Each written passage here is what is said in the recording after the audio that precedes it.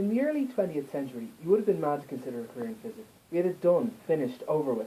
Go do a career in engineering and make your parents proud instead. There were just a few puzzles left to solve, and how hard could those be? Then a few men came along, men like Werner Heisenberg and Erwin Schrödinger of cat in box fame, and they had solutions to these puzzles.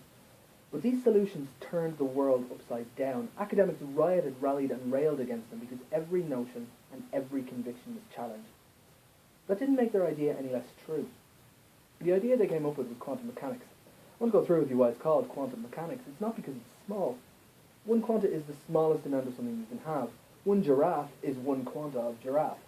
Half a giraffe is less than one quanta, but it's still quite a big mess. It's this notion of quantization that's central. And to explain that, I need three things. I need the work of Louis de Broglie, I need the work of Erwin Schrödinger, and I need Theodore the Slinky.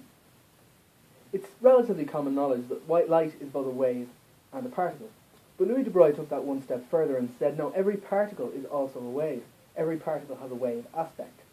It's a little hard to visualize a particle that can also be a wave. Hard, but not impossible. Slinky does it quite nicely. Erwin Schrödinger liked putting things in boxes, and he decided to go one step further and say what would happen if I put a quantum particle in a box. I'm in a box right now, and if I had a tennis ball, a particle, I could hurl it at that wall with all the energy I could muster, or I could toss it at the wall like an asthmatic badger, or I could do anything in between. But at the quantum level, you've got to consider the wave. The particle has to fit in the box, and the wave has to fit in the box too. And waves can only fit in boxes in certain waves. Like this, like a guitar string, tied at both ends and waving in the middle. If I try and make this a little bit faster, it just collapses. Nothing happens. It can't fit if it's a little bit faster. But if I make it a certain quantized step faster, well, suddenly we hit a second harmonic, and it can now fit in the box.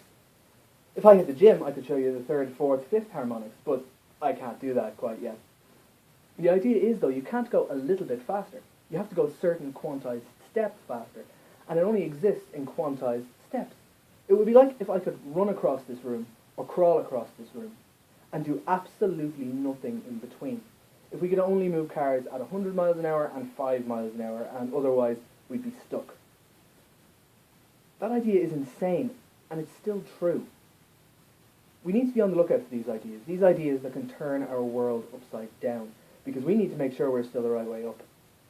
And more importantly, if you get confronted with one of these ideas, you have to make sure that you can accept it. Don't be one of these stuffy academics. Be the hotshot physicist who understands the world can change. Introduce a quantum or critical thinking into your life.